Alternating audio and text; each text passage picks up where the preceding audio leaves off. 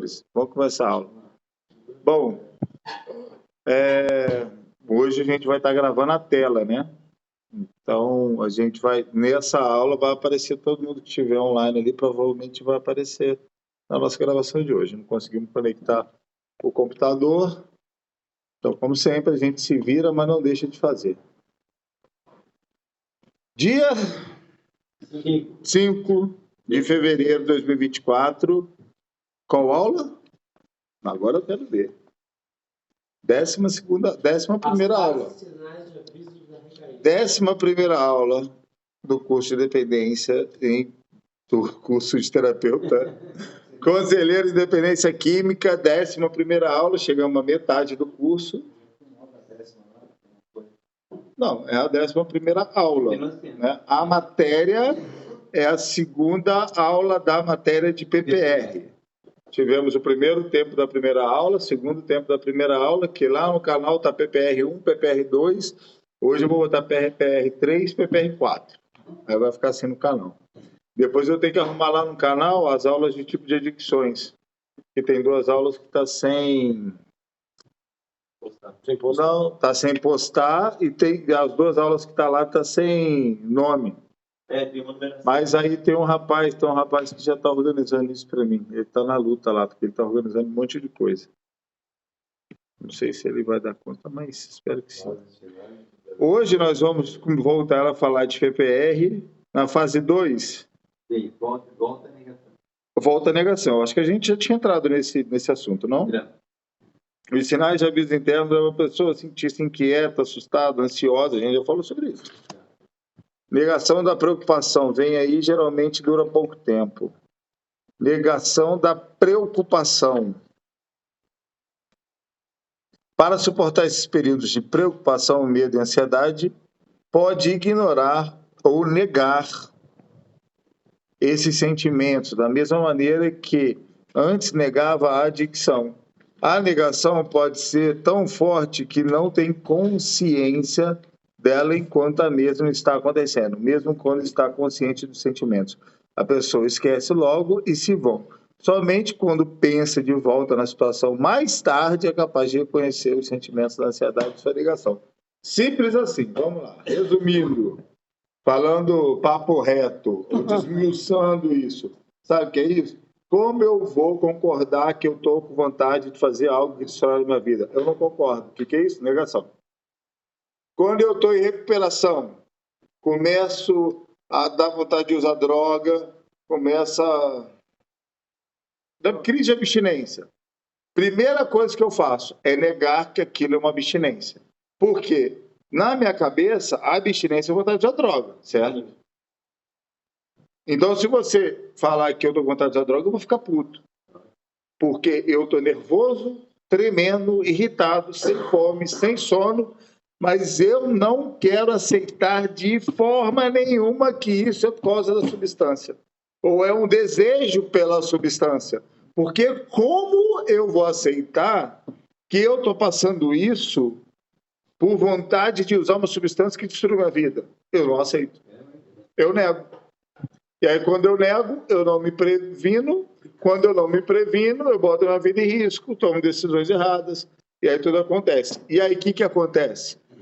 Quando eu saio do fator inibidor, que provavelmente é a casa da minha família, ou o relacionamento, ou a comunidade terapêutica, que eu fico sozinho, eu cedo à minha vontade.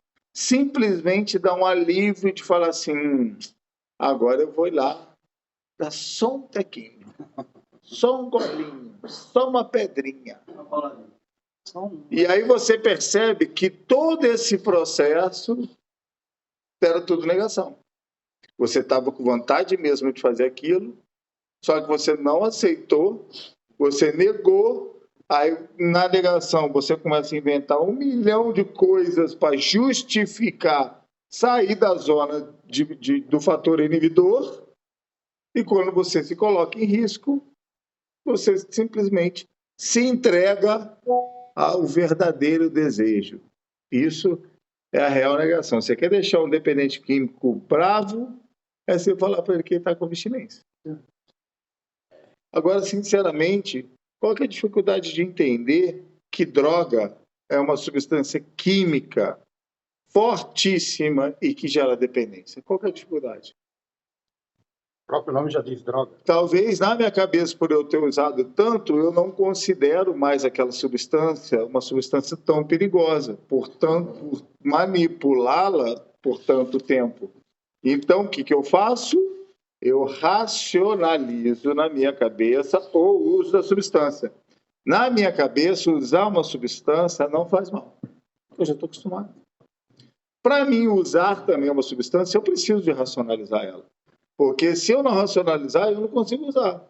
Porque se eu usar, se toda vez que eu for usar, eu pensar e lembrar que aquilo vai destruir minha vida, que aquilo vai destruir minha saúde, que aquilo vai me tirar tudo, bem provável de eu usar e entrar em depressão por estar usando. Então eu prefiro racionalizar. Falar que aquilo vai me fazer bem, que eu vou ficar legal, que eu vou ter controle, que vai dar certo, que eu não vou gastar meu dinheiro todo. Aí é a negação da prepotência do uso, né? O cara com R$1.000 no bolso vai lá e pega uma. Não, vai de 1.000 em uma até acabar os 1.000. Mas é a negação da falta de achar que tem controle do incontrolável. Está em negação ainda, até bater o carrinho de pipoca. E aí, quando se arrebenta, eu falo assim, caraca, desde lá eu estava realmente com abstinência, comecei a inventar que estava com saudade da minha filha. Aí os caras começam a lembrar o que falou pra gente, né? Nossa, saí da clínica com saudade da minha filha e nem fui ver minha filha, que é isso que acontece. Os caras saem da clínica com saudade de filho, nem vai ver o filho. Faz 1 milhão de coisas, acaba, se arrebenta, perde tudo, volta pra clínica, não pega ninguém, acho que eu falo besteira, esqueci de estar gravando. Não fica com ninguém, não vê ninguém e volta para a clínica com o rabo para as pernas. Pegou quando sai da E cadeia. aí, você sabe qual é o pior? Dá 3 meses e começa tudo de novo. Saudade da minha filha. Aí é o ciclo obsessivo compulsivo da adicção. É você viver nessa negação de autocontrole, onde você desce, sobe, e na hora que você vê, isso virou um paradigma na sua vida, e você só funciona assim. Você só fica limpo dentro da comunidade. E aí já sai já predisposto ao uso. Não tem jeito. Infelizmente, é isso para mim a negação. Tá? É lógico que a gente pode abranger um pouco mais, mas a negação é quando eu não aceito, cara, isso é normal, tá? Isso é humano. Eu não aceito querer algo que me destrói. E aí eu nego. Tá, mas aí qual que é o contrário da negação? Aceitação. O que é aceitação?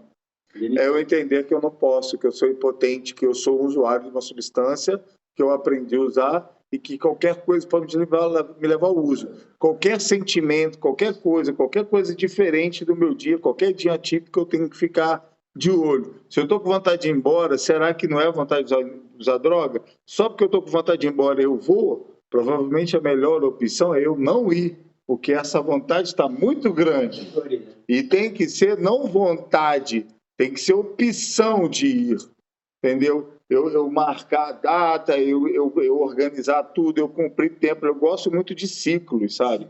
Eu acho que tudo é ciclos. Eu acredito que tudo é uma predeterminação sobre um poder superior na minha vida.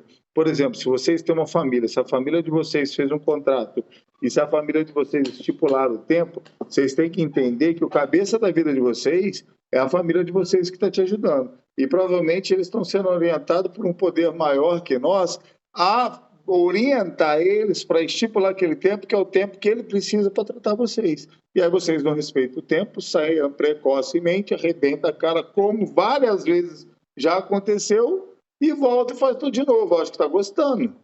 É isso mesmo. Agora, a aceitação é eu entender isso e não ceder as minhas vontades. Eu estou com vontade de ir embora. Mas será que é para mim ir? É aceitar que talvez seja abstinência. Eu acho que quando o dependente químico entende que a maioria das coisas que me estimulam pode estar me estimulando para me destruir, que pode ser sim a abstinência, talvez eles comecem a viver mais a aceitação. Aceitar a abstinência é o primeiro passo da dependência química. E eu vou te falar, eu sofri muito enquanto eu relutava com isso.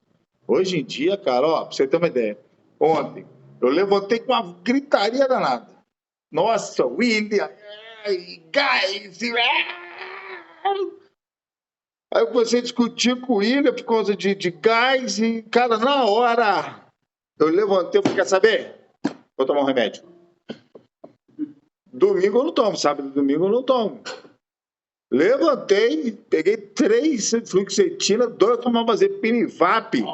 Meu dia vai ser agitado, já vou me preparar. Eu sou dependente químico, eu aceito a minha impotência, aceito a minha comorbidade, sou bipolar, sou paranoico, sou tudo que você pode imaginar. Então, assim, o que eu posso me prevenir? Tomar meu remédio. Cara, passou 10, 15 minutos, eu senti. Ó, Você estava bravo. ali. Agora sim. Aí acabou que você tinha resolvido tudo, deitei na cama e puf. Bom. Simples Mas assim. se o dia continuasse tribulado, eu já estava preparado. Agora, eu tinha 2 opções. Achar que eu sou super-homem, enfrento o dia tribulado, sem meus remédios que me ajudam, e acabo batendo carrinho de pipoca, brigando com alguém, falando que eu não devo, me sentindo culpado. Às vezes, né, sabe logo o que pode acontecer, e me arrependendo no final do dia. Ou eu me previno, aceito que eu sou impotente, aceito que eu tenho debilidades, aceito que eu tenho dificuldades com certas coisas. A aceitação é o melhor caminho. A negação leva todo mundo a recair. Enquanto as pessoas vivem em negação, elas vão continuar voltando. A verdade é essa. O caminho sempre é a aceitação. Fase 3. Impedimentos e comportamentos defensivos. Isso é bem complexo. Por quê? As pessoas crescem com uma estrutura emocional para lidar com situações muito diferente da nossa. A gente cresce numa situação vulnerável, aonde eu sempre falo, né, que a família precisa de 3 coisas, que geralmente eu nunca lembro dessas coisas, né? Mas abrigo, segurança e alimento. E a gente cresce praticamente, muitas vezes, sem quase nada disso. Um abrigo deficiente, sem segurança nenhuma, e a alimentação, né?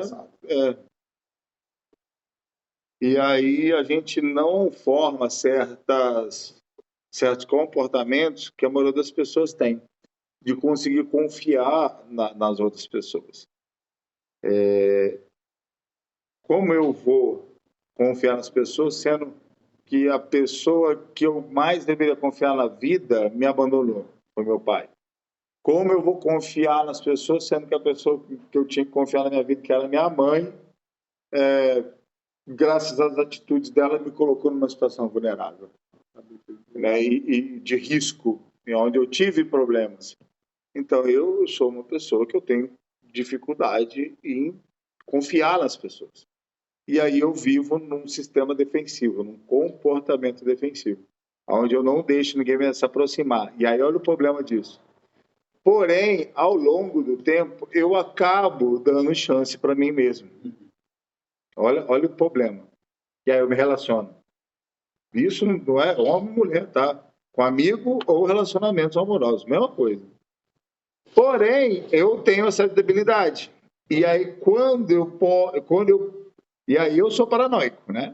Porque eu tenho essa debilidade, aí eu acabo sendo paranoico porque eu não confio nas pessoas. Começo a gerar coisas na minha cabeça. Se eu começar a perceber, desconfiar ou imaginar que eu posso te perder, ou que você vai me deixar, ou que você vai deixar de ser meu amigo, eu já largo antes. Defensivo. Eu tomo atitudes precipitadas de acordo com meus pensamentos paranoicos, de uma má estruturação emocional, tentando me defender de não passar pelo abandono. Então, eu abandono primeiro. E, às vezes, nem era tudo que eu estava imaginando, porque eu tenho pensamentos paranoicos. Síndrome de perseguição, comportamento defensivo, borderline, bipolaridade, e por aí vai. Esses são os adjetivos, né, carinhosos do dependente químico. Então, eu preciso de entender que no relacionamento eu preciso de me colocar em risco e ir até o fim, mesmo que tenha que ser abandonado. E se eu for abandonado, eu preciso lidar com isso, mas eu preciso de vencer esse comportamento defensivo, de acabar com as coisas só porque eu acho que ela vai acabar. Né? Quem nunca passou por isso? Rapaz, eu lido com isso todo dia. Sabe o que a minha mulher um tempo falou? Deixa eu ver se ela não está aqui, porque ela não tem. Esses dias ela virou para mim e falou assim: amor, eu tô com medo de você me largar. Eu falei, por quê, cara? Onde você tirou isso? Porque você está muito inseguro. E eu sei o que você faz quando você está inseguro. Entendeu? Caramba, ela que te falou tá com medo de você largar ela. Olha que barato louco. Porque eu comecei a fazer perguntas que eu não fazia. E eu tô com ela há anos. E ela começou a perceber que eu estava inseguro, porque eu estava mesmo.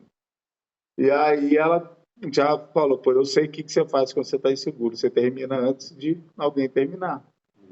E aí ela me ajudou me assinalando isso, né? E aí eu comecei a me policiar sobre isso. E aí eu brinco muito, a gente brinca muito, né? Aí um dia eu estava brincando, eu falei, amor, é melhor parar com essa brincadeira, porque fica de brincadeira, essas coisas, mas acaba que no fundo a gente, né, tá alimentando e isso às vezes não está fazendo bem. Aí ela já corta. Mas tudo isso é o quê? É a aceitação de tudo que eu sei e quem eu sou. No dia que eu parar de ter essa aceitação das minhas dificuldades, da minha fraqueza, eu volto ao uso. Simples assim. Por que as pessoas voltam ao uso? Porque esquece o sofrimento, esquece as debilidades, esquece tudo que vai passar quando voltar. Entendeu? Para de se cuidar, gera prepotência e eles colocam em situações de risco. Simples. E isso aqui é um programa, a gente tem que passar para o paciente que isso aqui é um programa para o resto da vida e tem que ser bem trabalhado. Isso aqui não é uma terapia que vai ter um fim. Isso aqui é uma terapia para o resto da vida. É igual você não aceitar que você precisa de remédio. Cara, olha só, eu tinha dificuldade há uns anos atrás, quando eu ia trabalhar em comunidade, eu tinha dificuldade de falar que eu tomava remédio. Então eu escondia meus remédios. Sabe como eu fazia? Não tem aqueles potes de vitamina? Eu botava todas as carbamazepinas fluoxetina ali dentro. E as vitaminas também, porque eu tomava aquelas vitaminas. Falando nisso, estou até precisando, porque eu ando muito, muito cansado. E aí ninguém olhava, né, para ver. O pessoal, vitamina. Eu tomo vitamina. Aí um dia eu tinha um paciente que tinha um complexo muito grande de tomar remédio, porque ele se sentia mal. Ele era esquizofrênico. Mas ele não gostava de tomar remédio, porque ele se sentia... tinha vergonha do remédio, né? E aí, no dia, não sei se eu estava dando palestra, e aí eu falei para ele, falei, caraca, eu vou me abrir para ajudar ele. Eu falei, pô, cara, alguém corre ali no meu quarto e pega o pote que está lá em cima, porque ficava sem vista, aí pegaram. Falei aqui, ó, você sabe o que é isso? Vitamina. Eu abri e falei assim, não, meus remédios, eu tomo remédio. Aí ele, tipo, né, deu uma baqueada, falou assim, pô, aí eu fiz para ele, né? Falei, cara, eu não posso ter vergonha dos meus remédios, mas também ninguém precisa saber que eu tomo, então, ó, potinho de vitamina. Mas eu tenho que entender que eu não posso parar de tomar. É a mesma coisa a minha programação.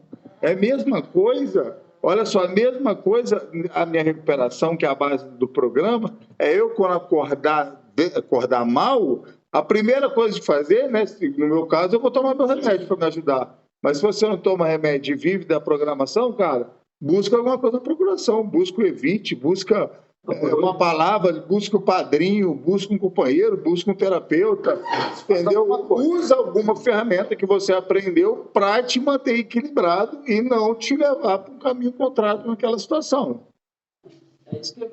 Então, isso que é os impedimentos. Qual que é os impedimentos? É quando eu passo pelos processos da vida, que não é fácil, porque a vida não é fácil, e eu não peço ajuda, eu não busco ajuda. Aí eu fico com comportamento defensivo, fico em negação, e aí eu vou acabar em uso e na compulsão novamente. Simples. Simples. Bom, os sintomas mais comuns dos impedimentos e comportamentos defensivos. Olha o comportamento defensivo, que eu nunca mais vou beber. Lembra que eu falei sobre essas palavras? sobre como que o nosso subconsciente funciona, eu nunca mais vou beber, eu nunca mais vou beber, eu nunca mais vou usar droga, eu nunca mais vou usar droga. O que meu subconsciente ouviu? Droga. Ele não vai ler se vou usar droga ou se eu não vou usar droga. Ele só lê droga. Quanto mais eu falo que eu não vou usar droga, mais eu estou estimulando a usar droga. Porque eu fico falando na palavra toda hora.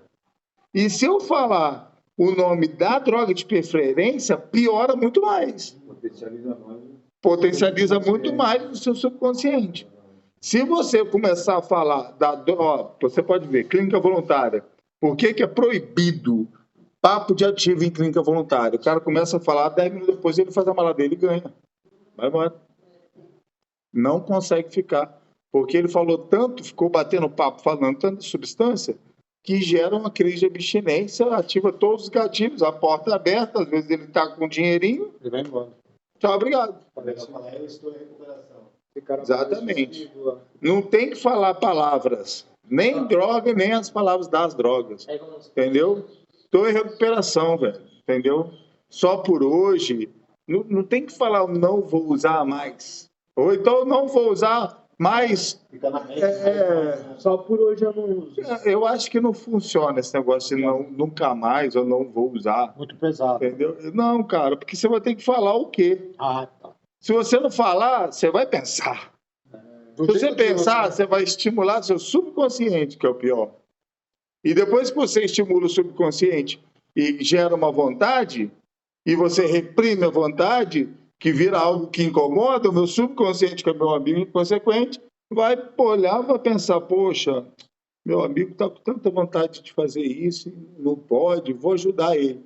Aí começa a criar ideias para você conseguir fazer o que você quer fazer para você não mais se sentir mal. E aí, pronto. É onde a gente começa a criar toda... porque a gente começa a manipular, né? Se eu fosse tal lugar e pegasse uma droguinha e fosse para aquele hotel que eu já conheço, gastaria 50, 200, eu tenho 300, ia sobrar. É porque o meu subconsciente que está tramando, porque ele quer me levar para uma zona de conforto onde eu não sinta mais o que eu estou sentindo lá atrás, que eu estimulei ele para o uso, falando que nunca mais ia usar a substância de preferência, mas eu declarando o nome da droga. Então, você mesmo cria as situações, porém, de uma maneira defensiva, mas acaba se arrebentando. A pessoa em recuperação se convence que nunca mais vai usar o beber novamente. Algumas vezes fala isto a outras pessoas, mas geralmente mantém isso só para si. Pode ter medo de falar sobre isso só para si. Pode ter medo de falar sobre isso para o seu consultor, companheiro, terapeuta, padrinho, ou para outros membros de AONA. Quando acredita firmemente que nunca mais vai beber ou usar, a necessidade de um programa de recuperação diária parece menos importante. Sendo assim, eu me engano, eu estou alimentando meu subconsciente da palavra, estou me colocando numa situação de prepotência, falando que eu não vou, e aí eu vou começar a criar ou me colocar em situações de risco. 2. Se preocupar com os outros em vez de si mesmo. Isso aqui é fácil também explicar. Isso é TCC, tá? Isso é terapia cognitivo comportamental. O quê? Eu estou me sentindo um resto do cocô do cavalo do bandido, porque provavelmente eu sou.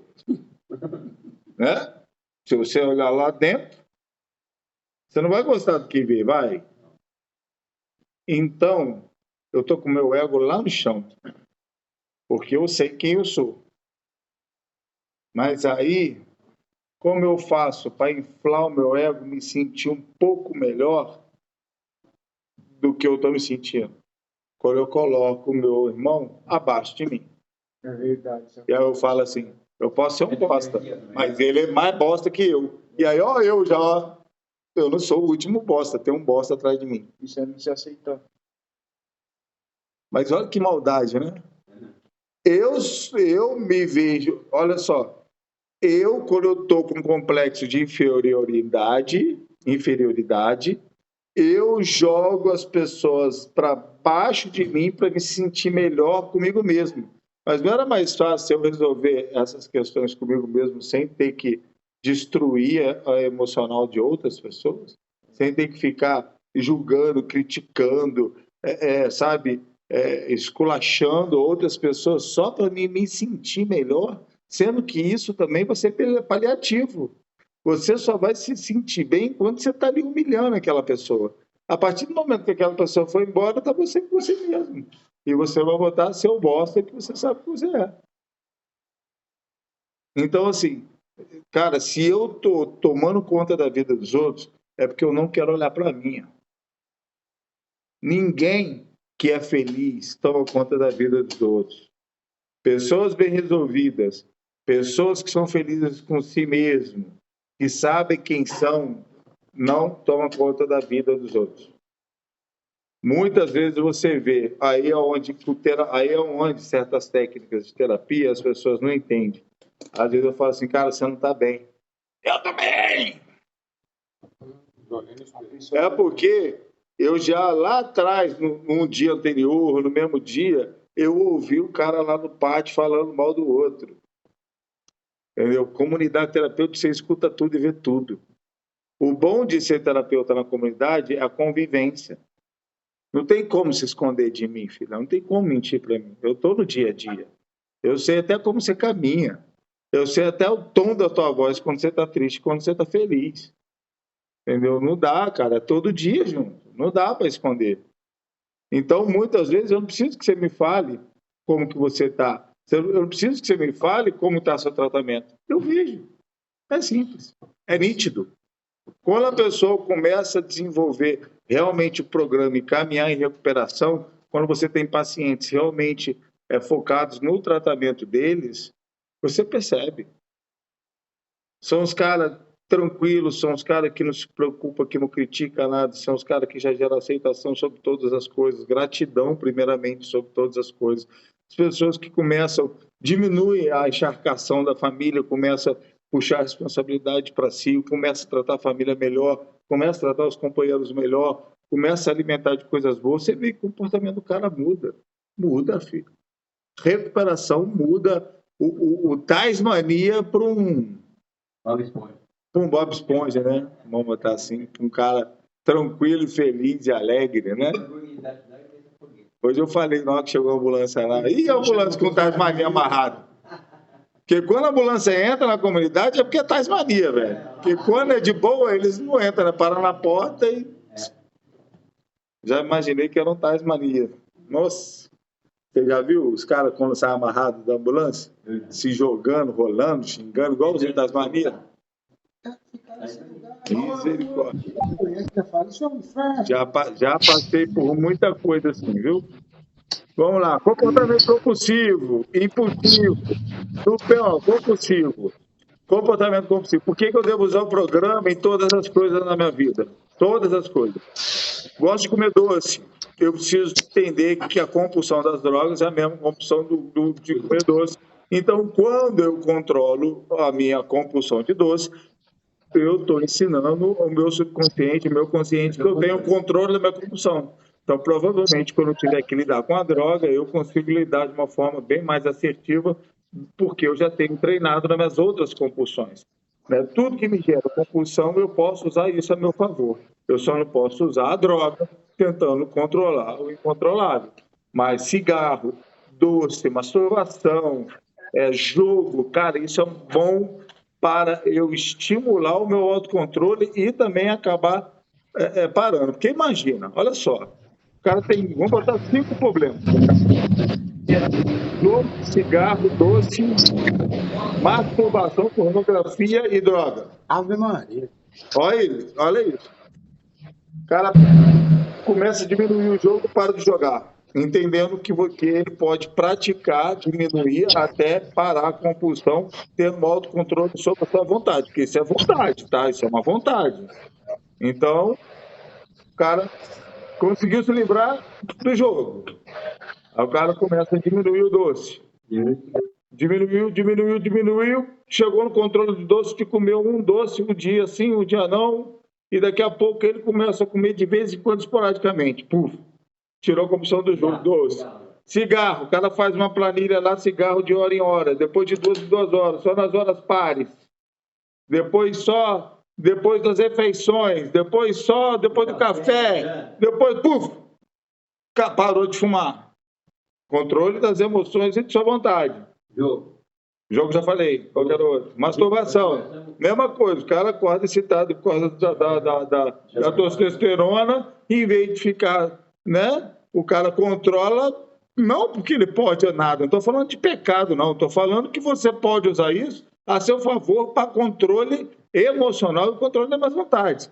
Aí o cara começa a se controlar, passa aí mês sem fazer, né, sem se masturbar, puf, controlou. Aí chega a droga. Porra, o cara tem controle, cara. Isso daí são O cara conseguiu largar isso tudo, não vai conseguir falar não pra droga? Vai. Vai. Porque ele tem controle nas emoções dele. É um cara que agora ele assumiu o controle sobre as vontades dele. E isso, olha, eu tenho que aproveitar, usar as coisas que eu posso assimilar para me treinar o meu autocontrole. Entendeu? Eu preciso de treinar isso. Aí, olha só, olha que legal, que eu faço muito. Tem dia que eu não estou bem, como todo mundo, né? Cara, você sabe o que eu faço? Como doce. Porque como eu era compulsivo de doce, e eu não como mais doce como eu comia antes, quando eu não estou bem, eu vou lá e compro meia dúzia de doce, eu como uma caixa de bombom, boto e vapo. Cara, na hora que eu termino, eu fico tranquilão. Porque eu busquei um alívio, né? Eu busquei o prazer, porque o doce dá para tudo isso dá prazer, né? Mas aí é uma coisa que não me destrói, que eu tenho controle, porque eu sei que eu tenho controle no doce, que eu vou comer uma caixa de bombom, na hora que acabar, vou deitar, vou dormir. Acabou. Eu não vou lá na cozinha pegar colher de açúcar, entendeu? Ou sair correndo para a padaria para comprar. Não, entendeu? Aí aquele negócio, igual um tempo atrás que eu estava tribulado, né? Tava cheio de problema, foi até nessa época que eu estava inseguro com a minha mulher, comprei um cigarro. Aí acabou que eu dei, mais do que fumei. Aí fumei um cigarro, pior que foi gostoso. Falei, nossa, eu achei que eu ia achar ruim. Aí eu dei, depois no outro dia eu fumei outro. Aí eu tinha acho que 3 cigarros no máximo, aí eu dei 2 e falei assim, se eu sobrou um, vou fumar esse e não fumo mais. Nossa, que cigarro ruim. Jesus amado. Eu tinha disso, maço de cigarro, depois que abre, o fumo começa a estragar. Por isso que ele vem lacrado, né? Por isso que ele vem lacrado, com aquele plástico. Porque depois que abre, o fumo estraga. E aí o cigarro já tinha, acho que uns 3 dias aberto. Nossa, mas estava horrível, horrível. Eu fumei e falei, meu Deus do céu, por que eu estou fazendo isso? Porque naquele momento eu me permiti. Entendeu? Porque eu já superei aquela substância. E eu superei tão bem que, ó, Não faz falta nenhuma. Mas quando eu quero fumar um cigarro, eu fumo, sem problema. Mas assim, minha mulher não gosta que fume, então eu nunca fumo. Eu também não gosto. Também não gosto, não. Mas se eu tiver mal, precisar de fumar um cigarro e achar que aquilo vai me ajudar de certa forma, um doce, mas eu aprendi com essas substâncias o autocontrole para me controlar meu maior desejo, que é a droga. Então, eu uso o meu comportamento compulsivo por outras coisas para me ajudar a criar um comportamento de controle das minhas vontades. Comportamento impulsivo é igual ao dos animais, né? Eles são irracionais, agem impulsivamente, sem pensar, porque eles não pensam, só agem. Então, a gente não é animal, pelo amor de Deus. Deu vontade, eu vou lá. Deu vontade de masturbar, eu vou lá para o banheiro, dentro da comunidade, né? Nego batendo na porta para usar o banheiro, tá lá, eu taradão. Pô, pelo amor de Deus, loucura, cara, entendeu? Tô com vontade, igual o menino lá na outra comunidade. Peraí, Thiago. A outra comunidade, o menino foi na cantina e comprou 40 paçoca, foi pro quarto e comeu 40 paçoca. Que loucura é essa? Que impulsividade é essa de não nem parar para pensar? Cara, será que a pessoa não parou para pensar que 40 paçoca ia fazer mal para ela? Sabe o que é isso? Impulsividade.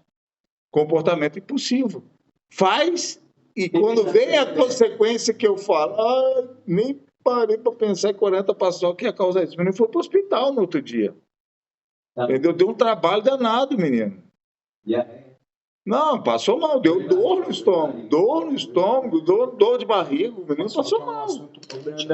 Então, só, como que eu vou controlar comportamentos impossíveis? Aprendendo como que eu sou, aprendendo a controlar minhas emoções, aprendendo a controlar minhas vontades, pensando, refletindo, meditando sobre quem eu sou e sobre todos os problemas que eu tenho. Enquanto eu não fizer isso, não vai adiantar, eu vou continuar com comportamentos impulsivos.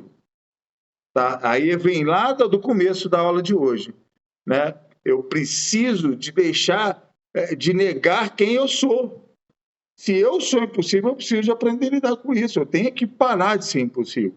E se eu continuar negando, não tem problema. Não, tem sim. Porque se eu não tenho controle com álcool, não tenho controle com remédio, não tenho controle com cigarro, não tenho controle com masturbação, não tenho controle com bombom, com chocolate, com doce, eu vou acabar não tendo controle com nada na vida e provavelmente muito menos com droga. Diga, Tiago. Professor, desculpa de repente a pergunta, não sei se perguntar. o senhor falou da questão do controle, né? Por exemplo, masturbação, alimentação, tudo isso. Quando que isso não pode, sei lá, isso pode virar uma justificação, tipo, na cabeça do adicto? Pô, eu não estou tanto tempo sem me masturbar, tanto tempo sem comer tanto, estou tão controlado, e isso, na verdade, não sei se isso é possível. Pode. Acabar, Na verdade, isso tudo tem que ser dentro de um foco, de um objetivo. Se não tiver objetivo, você acaba se frustrando sim. Por quê? Porque certas coisas podem te sobrecarregar. Igual, olha a maneira que eu falei, não é para cortar tudo da noite para o dia. Melhor maneira é eu diminuindo até eu conseguir controlar. Por quê? Aí tem muito doido que é assim, não, eu sou bicho, quer ver? Eu vou resolver tudo uma vez só. Para de se masturbar, para de comer doce, para de jogar, para de fumar e para de usar droga. Puf, entrou em surto. Porque ele vai sentir várias vontades, não vai suprir nenhuma, vai se sobrecarregar e ir explodindo no uso da pior. Então, assim, e ele vai se lamentar. Ele começa a se lamentar pela falta das coisas simples que ele começa a se privar. Então, tudo com dependência química, principalmente no tratamento, tem que ser numa ordem bem leve para não causar mais falta, né? Porque a droga já faz uma falta enorme no organismo. Então, você não pode tirar nada bruscamente. Muitas famílias chegam na comunidade e falam assim, aqui pode fumar? Né? Sim, pode fumar. Mas olha só, é provado por várias pesquisas, a OMS mesmo provou que o tabaco durante a desintoxicação, o tratamento da dependência química ajuda com a ansiedade, parará. Mas é trocado uma droga pela outra. Não, não é. O cigarro não dá onda. E nem tanto prazer. Porém, quem fuma tem um hábito e aí acaba ajudando para alivia sim a ansiedade, é indiscutível, tá? É provado. Porém, eu posso usar o mal a meu favor, foi o que eu expliquei para vocês, né? Mas assim, no caso que você perguntou, Thiago, só se cortar bruscamente, e aí ele vai justificar, vai. Ô, Brandão, que eu entendi. Ele dá no subconsciente dele, ele vai, poxa, não estou fazendo isso, nem isso, e vai sobrecarregar e vai acabar se colocando em risco para suprir a vontade dele de várias coisas que ele se privou de uma vez só.